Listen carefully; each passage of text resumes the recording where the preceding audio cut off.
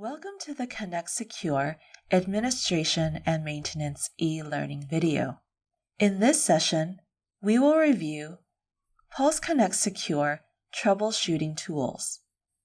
The first troubleshooting tool we will review is policy tracing. Policy tracing captures the role mapping and resource policy process, and it indicates not only whether a particular role or rule was applied to a user session, but also why. You should enable the authentication and role mapping options if you are troubleshooting the role mapping process.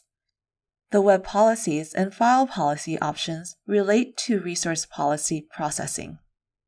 Another troubleshooting tool is trace output. In this example, we show you a recorded policy trace for the user Bob. We've created two roles, sales and employees. In this trace, we can see that Bob, who is not a sales employee, was assigned to the employee role. For comparison, we can look at a policy trace for the example of JQ Sales and see that both the sales and the employee roles were assigned to this session. Another troubleshooting tool is policy simulation. The policy simulation tool allows you to troubleshoot role assignment and resource access problems by simulating a set of events. You can use this tool alone rather than asking a user to log in repeatedly while a problem is being isolated and fixed. You can also use the policy tool to test new authentication and authorization policies before using them in a production environment. Now, we will take a look at troubleshooting commands. The TCP Dump tool allows you to sniff network packet headers and save the results in a binary dump file that you can download to a network machine and then use for troubleshooting or to email Pulse Secure support. This feature uses the TCP or IP network stack to capture packets at the TCP layer. It captures all communication that passes through Pulse Connect Secure. However, certain encrypted higher-level protocols cannot be decrypted. This feature is useful for troubleshooting common customer problems. A TCP dump file helps the Pulse Secure support team observe the communication protocols used between Pulse Connect Secure and any other intranet server and how the intranet server responded to the request from Pulse Connect Secure. On the administrative console, you can select the interface from which you want to capture packets, whether internal or external. You can select promiscuous mode, which captures all data on a segment, not just traffic to and from Pulse Connect Secure.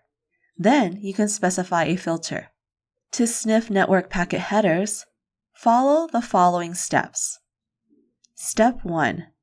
Navigate to Maintenance, then to Troubleshooting, then to Tools, then to TCP Dump. Step 2. Select the port on which you want to sniff network packet headers. Step 3. Turn off promiscuous mode to sniff only for packets intended for Pulse Connect Secure. Step 4. Optionally create a custom filter using TCP dump filter expressions.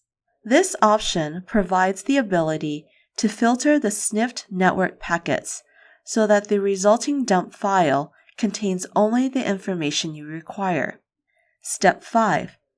Click Start Sniffing. Step 6.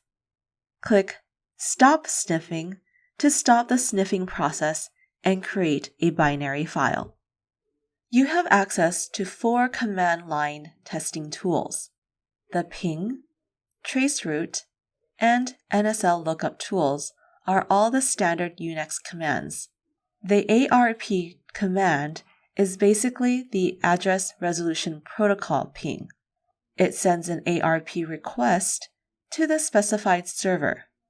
It does not display the contents of the ARP cache. To see the ARP cache, go to System, Network, then Port, then ARP cache. This concludes this Connect Secure Administration and Maintenance e-learning video. Please review the next video in this series. For any questions, contact education@pulsesecure.net.